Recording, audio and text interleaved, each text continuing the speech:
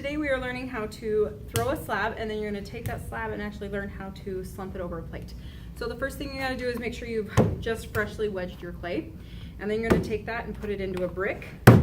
And by bricking it, you are then going to start slamming it into a flat brick by taking and flipping it over and compressing with your palm as you carry through.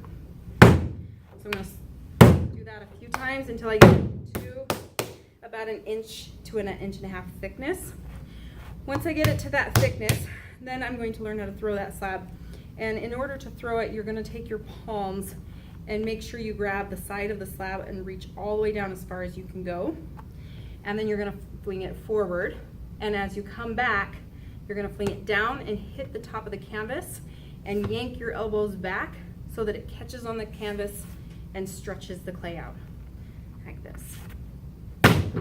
And so as it starts to stretch out, that's okay, but we want to make a plate, so it needs to be a little bit wider. So because of that, I'm going to grip it from the side, and again, go down as far as my palms will reach, fling it, and drag it.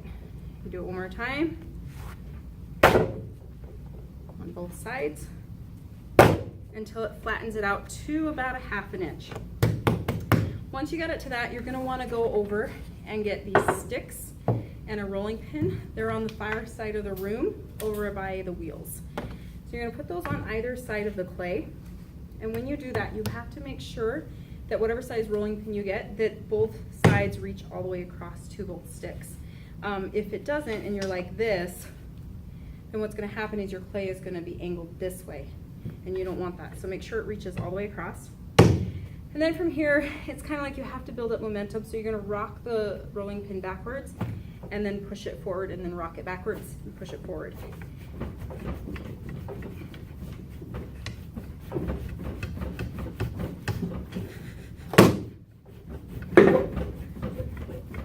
I'm knocking stuff over inside of it. And you want to make sure that that's all the way flat. And how you make sure that it's all the way flat is if I drop my rolling pin in the center and it leaves a divot, it's not all the way flat, so I have to keep going. Okay, once it actually is all the way flat, you're going to come up to my demo table and you're going to get one of these styrofoam plates, and you're going to move these sticks to the side, and you're going to very carefully lift up your sheet of clay. Don't use, if you get this going on, it means it's probably your canvas is a little too wet. Try to maybe pull from the other side first. If it's not too bad, this isn't terrible, you can fix this. Scrape that away. Lay it across the other side, and what you're going to do is, if it's not too bad, we can fix that with a wet sponge. If it's really bad, what you're going to have to do is peel that off for just a second. Take a little bit of that side spare clay from wherever, your bag, wherever, and take and push that into the clay while it's still flat and patch it. So again, only if those holes are really bad. This is kind of bad. So I went ahead and patched that. Now I'm going to go ahead and drape it. So this is called slumping. I'm going to lay that across here. And then what I want to do is spray that really good with some water and use your sponge, and going from the center, you're going to start sweeping it out to smooth it. Pause it. Angelina Delatorre. You're just going to keep working that surface from the inside out. If you get a crack, try to mend it with your finger if possible, or one of those wood tools. We're just trying to patch this. Hopefully it works. Keep going, keep going, keep going. I'm going to go ahead and slice away some of this extra because it's just getting in the way. So make a wide sweep. Don't get too close to the edge of the plate for this first pass. And then take this clay, wedge it out, and put it back in your bag. You don't want this to dry out. And now you can work a little bit better because now you can turn it as needed. And slowly start stretching the clay. And I can stretch it this way to kind of get into those gaps. And go different directions to try to fill in those holes. This was a really bad one. And you want to keep pressing until it actually hits the edge of the clay or the styrofoam plate. Got some air trapped in there. There we go. And you smooth that all out. Get that looking really nice. Got more air trapped in there. And once you've got that done, you can also pull out your metal rib tool. Minus not that one. Here we go. Take out your metal rib tool. And if you bend that, are you serious? If you bend that, you can use that to really and carve into your piece if you're not careful. And smooth your piece out.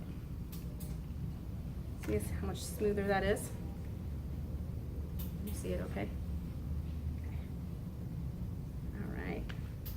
You see how much better that will make that? And then you can continue using your sponge to keep smoothing that out. From here, take one of those knife blades, or you can use a needle tool. I prefer the knife just because it gives a cleaner cut.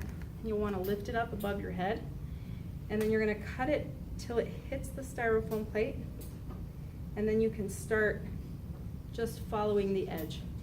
So as I get to that edge right there, now I can just carefully, it's really hard to cut through, start following the edge of that, and do it in small sections so you don't ruin it, but come all the way around. Once you've gotten all the way around, then you're going to take again that spray bottle and the sponge, and you're going to smooth it over. Okay? Okay, so once you get your complete thing cleaned up and it's done and it's waiting, it's going to need some time to dry out a little bit so that we can work with it. So what you're going to do is you're going to take your bag, you're going to put it in here like this, and you're going to loosely bag it because you do want there to be some air in there to start drying the piece out. So loosely bag it, set it on top of your box of tools and an apron and clay, and let it sit there for the next class. And then you are going to be working on your design for this plate. So what's going to happen is you are going to be painting the outside of the plate with a color, and you're going to be scratching in a design, and that design can be anything, but specifically we talked about the mandalas. So to do the mandala design, all you have to do, and we'll talk about how to actually transfer it onto your plate next time, but for today, to get your designs going, you need some sketches. So you take a circle, and it can be pretty crappy, and then you're going to take and split that in half with a ruler, and split that in half this way. Oh no, it's not a good square as well.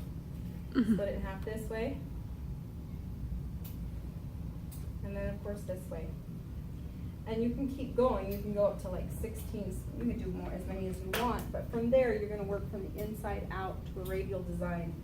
So, for example, if I wanted to put, if I could start with something really simple, maybe I'd start with these little bump lacy things. And you just want to make sure that they're even throughout the whole thing. Okay? And they're not, and I know that. And then maybe you do a pattern like this all the way around, and then you do maybe some circles. So think things like henna designs and henna tattoos and how they look, and the designs get pretty intricate. You can do fun things like this, or you could do less, I don't know, they're just a million different designs, but you're going to work all the way from the center out for the most part. You don't have to, but that is one easy way to do a mandala design, so that when we go to do these, you have an idea of how you want to do this. Okay?